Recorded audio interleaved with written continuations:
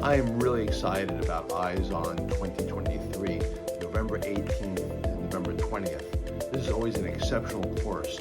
I'm Eric Donnenfeld, and I'll be speaking about dry eye, ocular surface disease, diagnosis, and management. Please come join me. I think you'll really enjoy the experience.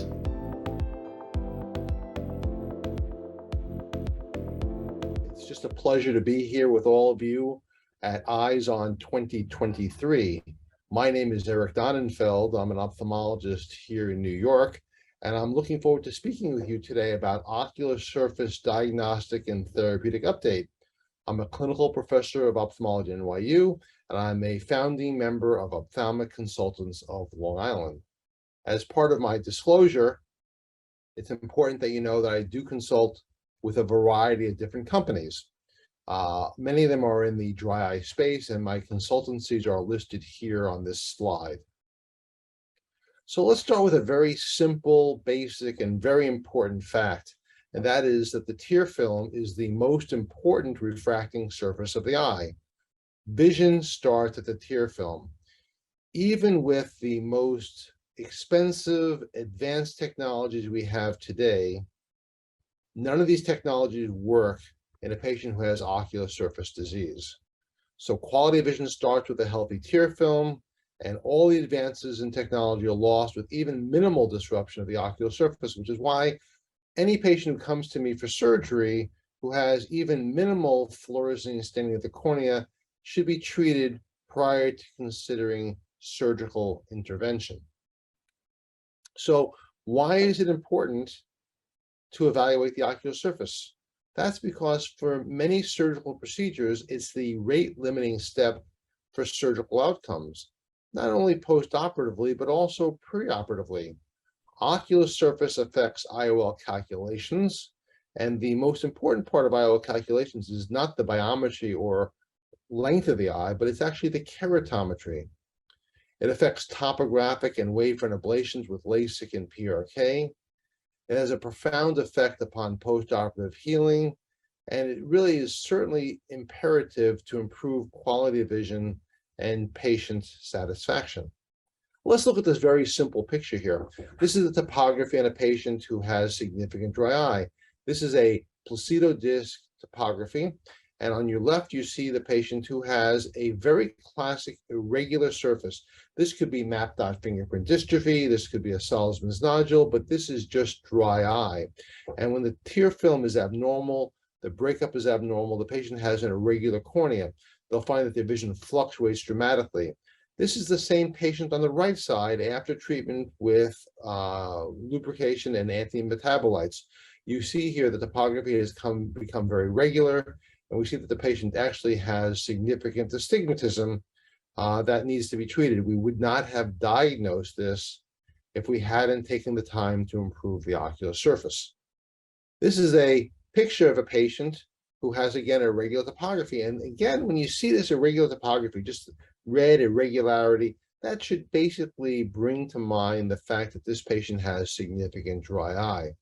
And when you do the IOL calculations, you can see here that the patient is calculated to have actually about a 20 diopter lens and has about a half a diopter of astigmatism. Now, 1 week after treating for dry eye, and we'll get to that later on how you do that, we find that the patient should actually have a 21 diopter lens, and the patient actually has a diopter of astigmatism, and the axis has changed very dramatically. So treating dry eye has a profound effect on really maintaining the ocular surface and giving us good surgical outcomes. Now, what is the perfect storm for a patient having a poor outcome following cataract surgery? Well, that would be disruption of the ocular surface, which creates irregularity and causes light to go off in different directions, and then combining that with a multifocal IOL that would magnify the distortion caused by the cornea. This is why of all the patients that I manage, the ones who really need the most ocular surface fine-tuning are those who are considering multifocal IOL implantation. Here you can see the disruption of the tear film, which magnifies the glare and halo inherent in all multifocal IOLs. On the left is a patient with minimal dry eye who has halos, and the halos are manageable. and the patient's doing well. And then on the right side, you see the same patient who has ocular surface disease with marked halo and glare radiating out from the cornea, causing significant distortion, which would make driving at night basically intolerable. On the left, you can see the fine halos affecting the headlights. On the right side, you see just basically a fuzz where the headlights have become totally impossible to evaluate. So let's go back to the early days of managing dry eye. 1904, something very important happened. Maybe you're aware of this, maybe you're not. But on the top left, you see a Schirmer strip. The Schirmer strip was invented by Adolf Schirmer on the bottom left. There's Adolf in 1904, 118 years ago. And this is what cataract surgery looked like in 1904, holding the patient down with topical anesthetic. This is what a car looked like, and this is what the telephone looked like. Now, fast forward 81 years, and unfortunately, we're still using the Schirmer strip to diagnose dry eye. This is what cars looked like in 1985. This is what a telephone looked like. No one would recognize that as a telephone today. And we were doing intracapsular surgery with cryoprobes. The very earliest intraocular lenses were being developed, and this is called a Binkhorst 4-loop IOL. Radial keratotomy was the procedure of choice for refractive surgery. And here I am in my fellowship, and see if you can recognize me here in this picture. This is my fellowship in 1985. Now let's move forward to today in 2023. Cars are certainly different. Telephones are certainly different. Cataract surgery is very different. We're now doing laser cataract surgery using special lenses as well. And radial keratotomy is just a bad dream today. And now we're doing LASIK, PRK, and SMILE much more accurately. And dry eye diagnostics have changed dramatically too. And now we're doing tear film osmolarity, we're doing MMP9 measurements, and we're looking at the Meibomian gland layer very accurately to see what's causing dry eye. So let's start with some very basic questions. What is dry eye disease? And I very much emphasize that this is a disease. It's not just a condition.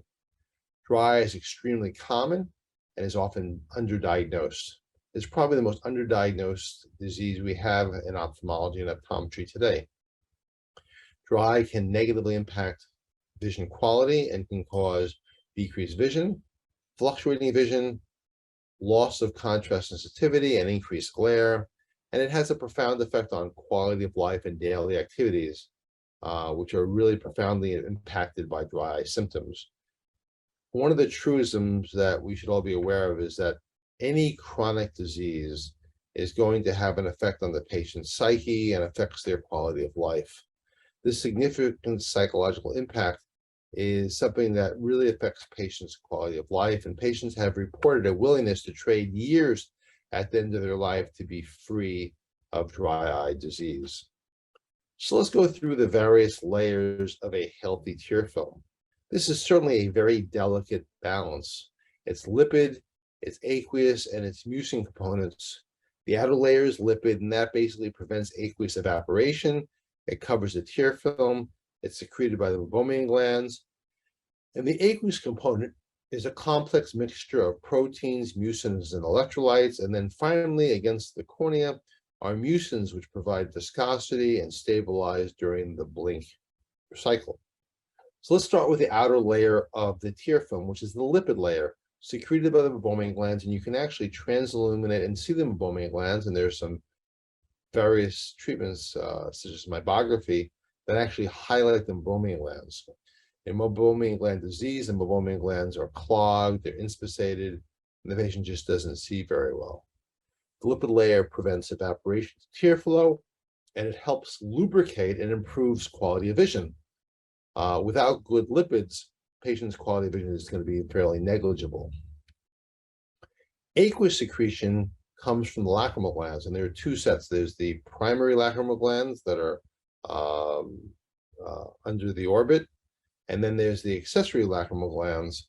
Secretions from these acinar cells converge in excretory ducts, then go to the ocular surface. And then finally, we have mucin secretion. Mucin is really underappreciated. It comes from goblet cells, and these are in the superficial layer of the bulbar conjunctiva. Goblet cells are violet, the epithelial cells are blue, and the goblet cells are surrounded by mucin, which they secrete. 5 to 20% of conjunctival epithelial cells are mucin-producing goblet cells, and they help resist thin spots and tear breakup. In the pathophysiology of chronic dry eye disease, all these different systems shut down. The lacrimal glands have chronic irritation. There's T cell activation and cytokine release into the tears.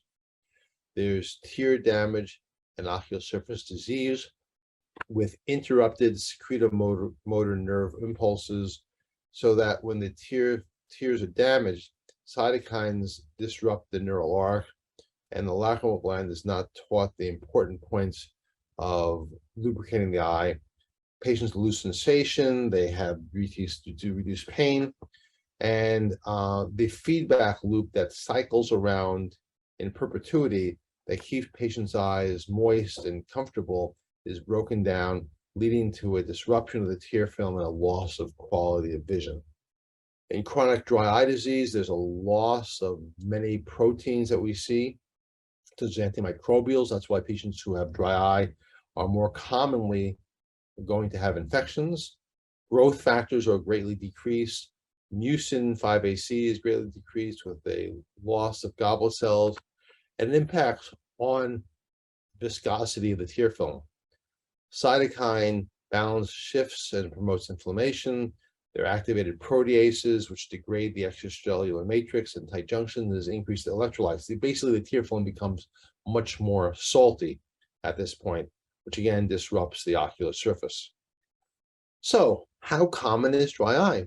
Well, I would say it's even more common than this, but in various studies done over the last several decades, the Salisbury study and the Beaver Dam study, which are two of the best studies, showed a 14.4% incidence of dry eye.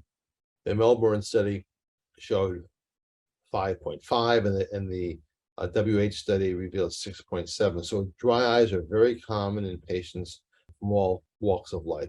How about age, gender, and dry eye? Well, one of the very basic concepts of dry eye is that it's more common in women. It's more common in women. In these studies, you see that it's also more common with increasing age. Roughly, women have 2 to 3 times greater incidence of dry eye than men. And again, it almost doubles the impact upon age. Dry eye is one of the most common, if actually not the most common eye disease in the United States, and it's postulated that 1 in 7 American adults suffer from dry eye. And dry eye deserves our attention because it's the reason why people come into our office. 30% of people seeking help from an ophthalmologist have dry eye. 40% of patients seeking help from an optometrist have dry eye. Dry eye has been shown to reduce work productivity, impair the quality of driving, watching television, using technology, and job intervention, and it decreases reading speed. Finally, dry eye disease may progress to corneal damage. Some loss of vision is possible. So no one starts with level 1 dry eye. Everyone progresses over time, which is why when I have a conversation with a patient about dry eye, I always tell them, we can treat your symptoms by lubricating your eye with tears, or we can treat the disease and hopefully prevent the disease from progressing. The other thing I always mention to doctors is that when patients come into a doctor's office for dry eye, they very rarely have level 1 dry eye. Almost always they're going to have level 2. I don't know if you feel the same way I do, but to get me to see a doctor, something really has to be bothering me. So dry eye is not an insignificant problem for the patients who come into our office for our care. Dry eye is very underdiagnosed. It's estimated that 39 million dry eye sufferers in the United States may not have been diagnosed by an eye care professional. They're just going to the pharmacy and getting over-the-counter lubricants to treat their disease. This is a study done by Priya Gupta that looked at the incidence or prevalence of ocular surface dysfunction in patients coming in for cataract surgery. And what they found was that 120 patients who presented for cataract surgery, overall 80% of patients had at least one abnormal test. of which tested were MMP9 and osmolarity. And abnormal osmolarity was found in 56.7% of patients. Let's look right over here. Patients coming in for routine cataract surgery, abnormal osmolarity was found in 56.7% of patients, and MMP9 was abnormal in 63.3% of patients. 39% of patients who come in for cataract surgery, we hope that the cornea is going to be absolutely perfect, had corneal staining on presentation. So, why is dry eye difficult to diagnose? Well, it's difficult to diagnose because it can be very variable and disruptive. And here are the different symptoms that people have who have dry eye. They can have itching, they can have watery eyes, grittiness, stinging, photophobia, foreign body sensation, irritation, burning. But personally, I actually have a favorite symptom, and that tells you a lot about me, is that I have a favorite symptom. And that my favorite symptom is blurred or fluctuating vision. Any patient who comes into your office who complains of blurred or fluctuating vision has dry eye until proven otherwise. And it can be very variable. It can be my vision is good in the morning, it becomes worse in the evening. I can be on my computer for 10 minutes and then the vision starts getting blurry. It can be good between blinks, and between blinks the vision degrades. All these signs are very commonly associated with dry eye disease. So again, blurred or fluctuating vision to me is the most important symptom that I look for in patients with dry eye, but any of these are possible. So in my office, what do we do to diagnose dry eye? Well, the first thing we do is we take it out of the doctor's hands. And the reason for that is that we want to be seamless in our professional environment, and we want our patients to come in, and I want to know if they have dry eye. So all patients who come in get the Ocular Surface Disease Index or speed score or a modified health questionnaire that allows us to evaluate the patient's symptoms. When the patient has positive symptoms, that empowers my technicians in my office to order the appropriate tests that are needed to diagnose dry eye. So when the patient comes in, they've already had the subjective testing and they have had physical examination done so that I can spend my time diagnosing the dry eye and treating the dry eye rather than following the patient going down the line. So we've really instituted this in our practice. We like it very much, and we think this is a key aspect in improving diagnosis of dry eye. The conventional diagnosis of dry eye is done with a series of tests, and you don't do all these tests, but it's certainly very reasonable to consider these tests. And my favorite one is lissamine green or rose-bangle staining. I like lissamine green because rose-bangle tends to be a little bit more uncomfortable, but lissamine green will stain the conjunctiva like you see in the picture on the right. And by staining the conjunctiva, you can diagnose early dry eye before you actually go on to active fluorescein staining. And rose-bangle does exactly the same thing. Fluorescein corneal staining is usually seen in later stages of dry eye. As a matter of fact, when you have fluorescein corneal staining, the disease is usually not very subtle. It's probably a pretty significant disease by the time the patient comes to us with fluorescein corneal staining. Schirmer testing, I don't do anymore. Schirmer test is a test done since 1904. I use it very bluntly on patients who come in who have a history of rheumatoid disease, and I think they may have Sjogren's syndrome, and I'm looking for a Schirmer of 0 or 1. That tells me the patient has bone dry eye. So that's where I do Schirmers. But for patients who just have normal evaporative or aqueous deficiency dry eye, I'd really stop using Schirmer testing. Here, meniscus and debris is very easy to look at, and you can actually see the level of the tear film. Breakup time is very helpful for Meibomian gland disease. And for patients who have anesthetic cornea, such as after LASIK or with certain viruses, it can be very helpful in diagnosing dry eye disease. So here are the diagnostic dry eye dyes that I like to use. I like to use fluorescein at the cornea, rose-bangle or lissamine green for the conjunctiva. This really tells me about the milder dry eye patients. And I like to diagnose dry eye early on. I have a saying in my practice that when I diagnose dry eye early on preoperatively, it becomes the patient's problem.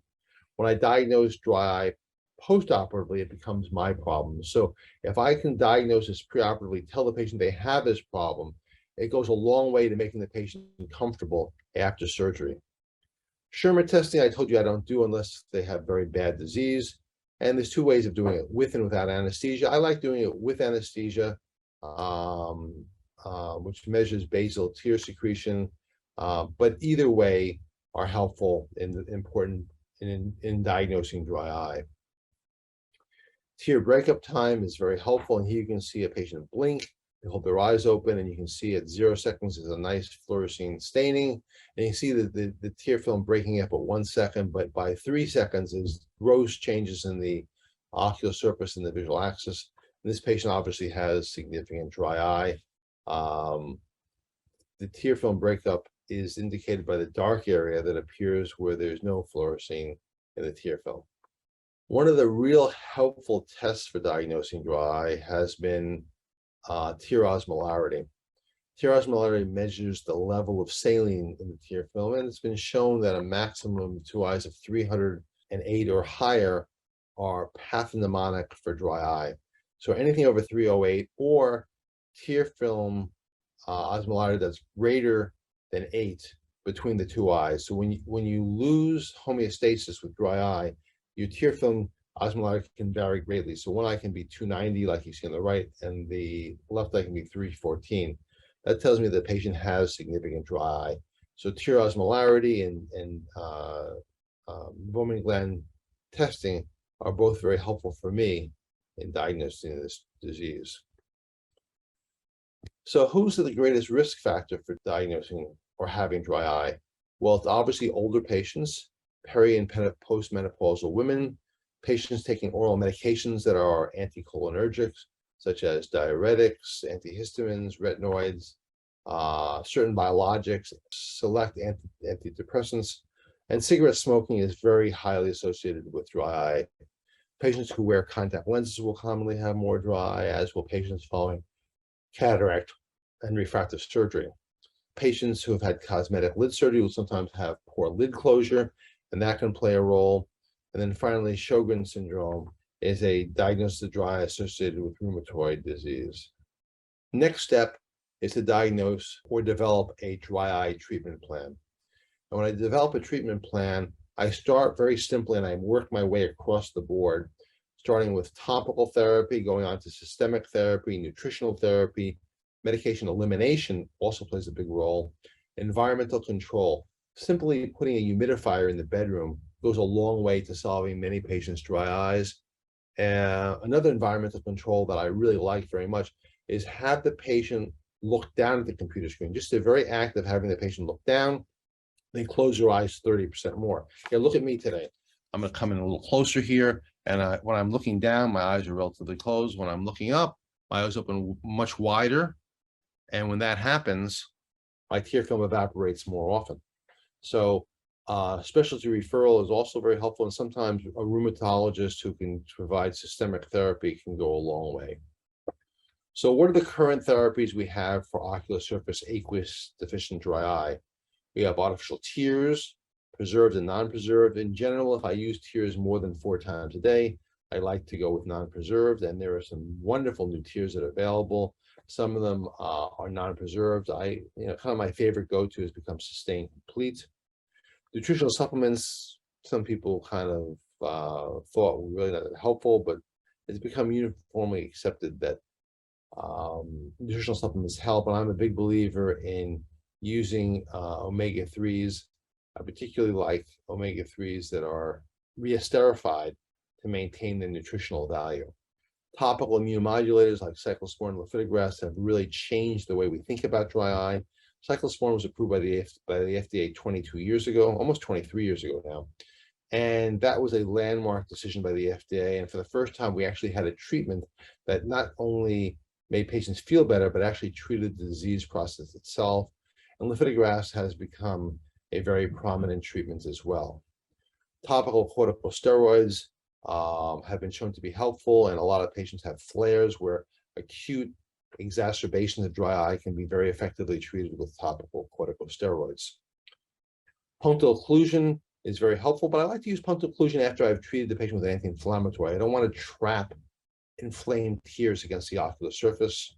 Lacrimal certs are very rarely used, but for patients who like them, they're very helpful. They release a lubricant that covers the tear film. And finally, serum tears has really been amazing. We basically take some blood from the patient, we spin it down, and we end up with the serum that really provides great comfort for the patient. A treatment algorithm for dry eye is really important, and you should have in your mind an idea of how you want to manage patients. But one of the first algorithms was developed by something called the Delphi panel of acknowledged experts. And this, they diagnosed dry eye, they devised a consensus treatment algorithm, and it was based on the severity of the dry eye.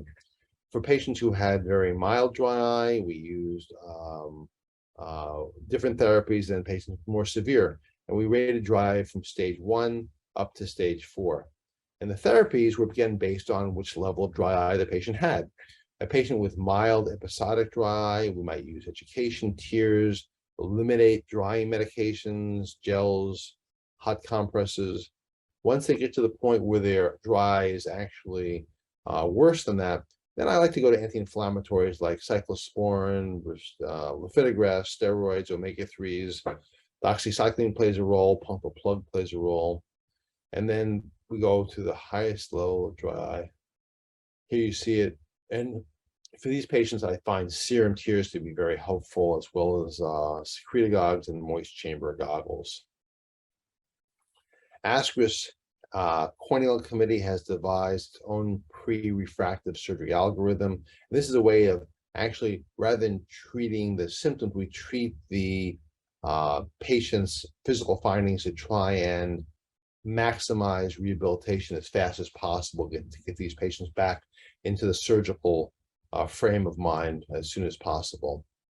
It's a pretty confusing algorithm for the most part, but the take-home message is follow the trail, treat the patients as effectively as you can, and start with tears and lubrication, but be very quick to go to anti-metabolites that really play a significant role in improving the ocular surface. So one of the great papers that I've read in the last couple of decades was by Michael Lemp, one of the deans of dry eye. And he found that patients who have dry eye overwhelmingly have Meibomian gland disease. So a strict aqueous deficiency dry eye is only seen in about 10% of patients who come into your practice for dry eye management. The majority of patients have either some form of Meibomian gland disease or have actually fulminant Meibomian gland dysfunction. That's for that reason I say when you think of dry eye, don't forget Meibomian gland disease. A patient like this is going to have a poor lipid layer, and they're not going to lubricate very effectively. On Meibography, we look for the oil glands in these patients. I find this has been a very helpful test for diagnosing dry eye. And you look at the Meibomian glands, they're normal at top. There's dropout in the middle here, and at the bottom, there's certainly almost complete atrophy of many of the Meibomian glands, and these patients are going to have dry eye for the rest of their lives. You look for chronic blepharitis of the lid margins. You see pouting of the gland orifices with neovascularization of the lids, and I like to look for saponification or foamy tears here in the lid margin. You see right over here that there's this like soap suds-like material in the lower lid, and I always ask my fellows and residents what that is, and the answer to that is that's actually soap in the patient's lids, which explains why the patient complains of burning irritation.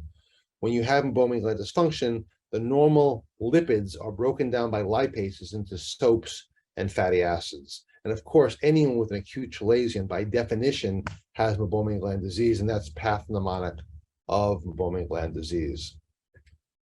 Meibomian gland disease has been suggested to be the most common disease that we see, and the Meibomian gland workshop, international workshop on Meibomian gland disease, said Meibomian gland dysfunction, MGD, may well be the leading cause of dry eye throughout the world. The pathophysiology is, again, normal Meibomian gland secretions are converted to unsaturated lipids that melt at body temperature. Lid bacteria break down these lipases into soaps and fatty acids. In normal meibom, the lid margin appears on your left. It's like an olive oil-like material that's secreted. That's how it's supposed to be. It then becomes cloudy, and then finally, if it gets really bad, it becomes opaque and almost like a gel. There can be notching of the orifices, absence of glands, and then in patients who have non-functional glands, you can actually press on the glands, and the Meibomian gland secretions come out almost like toothpaste when you press on the lid margin. Grading Meibom, graded from a scale of 0 to 3, with 0 being clear up to 3 inspissated like toothpaste. And the quality of the excretions tells you a lot about it as well. When no glands are expressible, the patient's going to have obviously significant dry eye symptoms. So here you see a Meibom quality of 0 with clear fluid.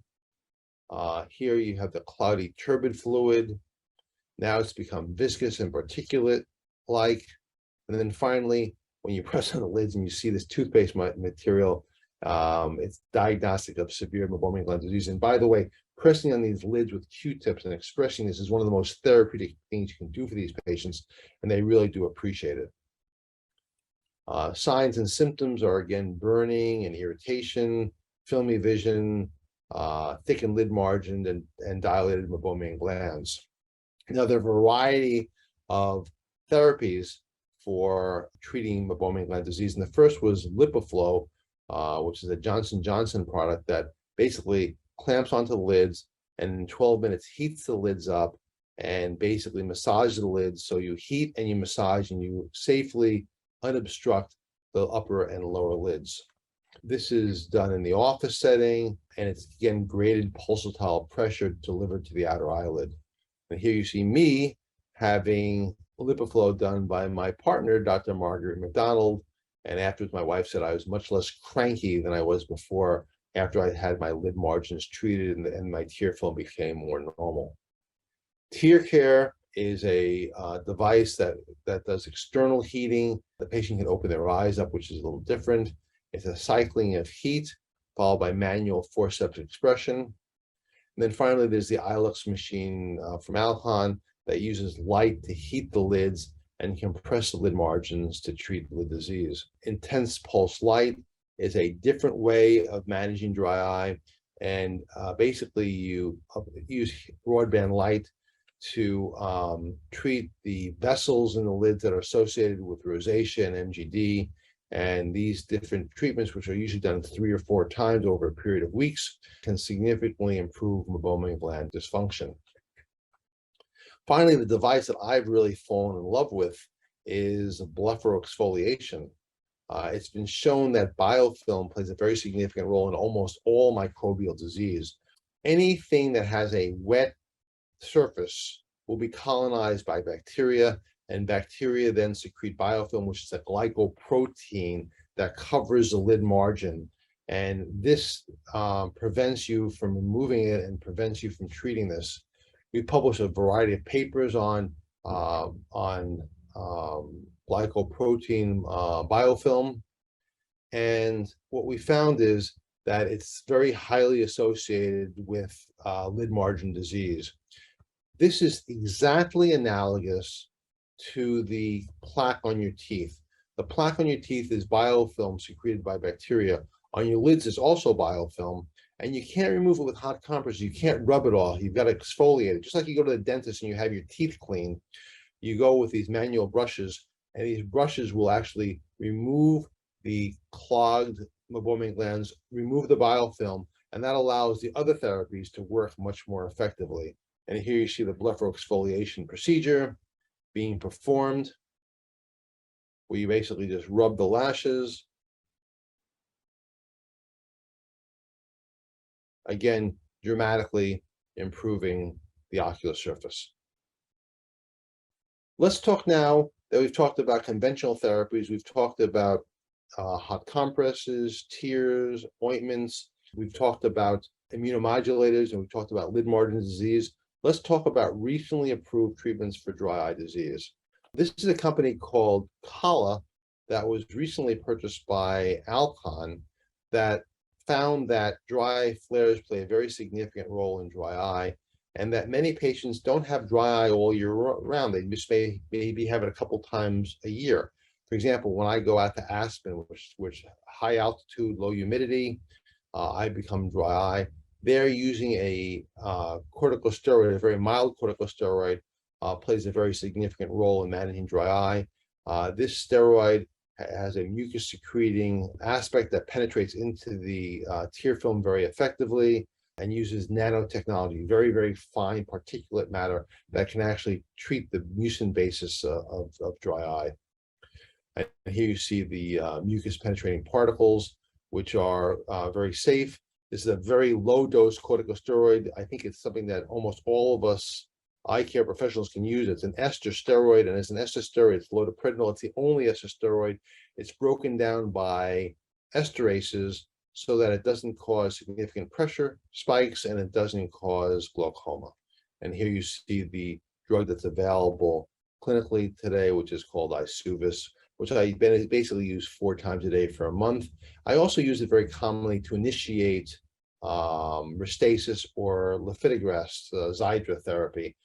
This really helps the Xiidra and the restasis kick in and work more effectively without burning or irritation. Inhaled nicotine acetylcholine receptors play a role, and the patient takes an inhalation of this medication. Afterwards, they find that they produce more tears that can last basically almost the whole day. And for patients with very dry eye, I found this to be a very effective therapy as well. And the trade name is called Tyrvaya varenicline 0.03 milligrams. Finally, I'll just mention that there's a new drug that was recently approved that I've been using for years with cataract surgery called Ocular Therapeutics. It's a bioabsorbable intracanalicular hydrogel plug. It's very small. It fits right into the punctum, and it delivers corticosteroids at a very low dose for a month, which is wonderful for dry eye. And for patients who are having cataract surgery with dry eye, it kind of kills 2 birds with 1 stone. It sits in the punctum and delivers the medication for a long period of time. Cyclosporin has recently been approved as a multi-dose, which some patients find a lot easier. And there have been a variety of other cyclosporins that have been approved. Cequa is a 0.09% from the sun. And there are some generic cyclosporins that have been approved recently as well that may make it easier for some patients to have access to this medication. One of the most interesting novel new concepts in managing dry eye has been the concept that collarettes are pathognomonic of Demodex, and that Demodex, which is a mite that infests the lids of about 50% of our patients. These mites secrete waste materials that cause inflammation. There are digestive enzymes, and 100% of patients who have collarettes, as you see in the top picture here, will also have Demodex mites in the lid margin, and it's found overwhelmingly in patients who have dry eye. And here you see patients who have been treated with a new product called Lotiliner from a company named Tarsus, which is in FDA approval process right now, showing the mites at baseline, and 28 weeks later, marked improvement. And as the mites go away and the collarettes go away, many times their dry eye symptoms improve as well. Another company named Obzura is looking at keratization of the lid margins. Hyperkeratization leads to blockage of the Meibomian glands, and by using a seborrheic medication that breaks down the keratin, it can actually open up the oil glands and allow the oil glands to prosper and to lubricate more effectively. And this again is going through FDA trials right now.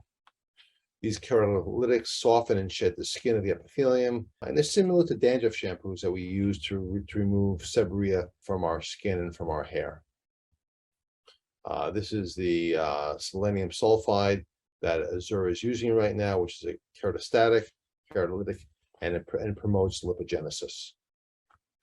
Finally, I just want to mention one last product from Bausch & Lomb, which is Nova 3. It's a 100% inert anhydrase semi-fluorinated alkane. Basically, it's a tear without water, and it's a universal solvent. And as a universal solvent, it can actually get into the Meibomian glands and melt the blocked oils that sometimes prevent us from having adequate lubrication. And this has been approved in Europe and other parts of the world, and is now going through FDA trials here in the United States. The phase 2 trials showed a dramatic improvement in tear breakup time over an 8-week period of time. And here you can see the safety and efficacy of Novo 3 with patients showing a statistically significant improvement from baseline in signs and symptoms of dry eye. This is not a dry eye product, but one that I use for dry eye all the time, and that is the best treatment for dry eye that I've ever seen is getting a patient off of their glaucoma medications. Glaucoma medications almost always cause significant dry eye, and placing a brimatoprost implant in a patient's eye who's on glaucoma medications, eliminating 1 or 2 medications, goes a long way to improving the ocular surface. So in conclusion, thank you for joining me here today on the management of dry eye. And my take-home message for all of you today is that dry eye disease has been underdiagnosed and undertreated by all eye care professionals. It significantly affects cataract and refractive surgery results. Dry eye disease results in significant morbidity for our patients. It decreases vision, it decreases quality of life, and there are a variety of recently approved treatments as well as treatments now in clinical trials that will greatly enhance our ability in the future to manage the most common disease we see in our office, which is dry eye. Thank you very much for joining me today.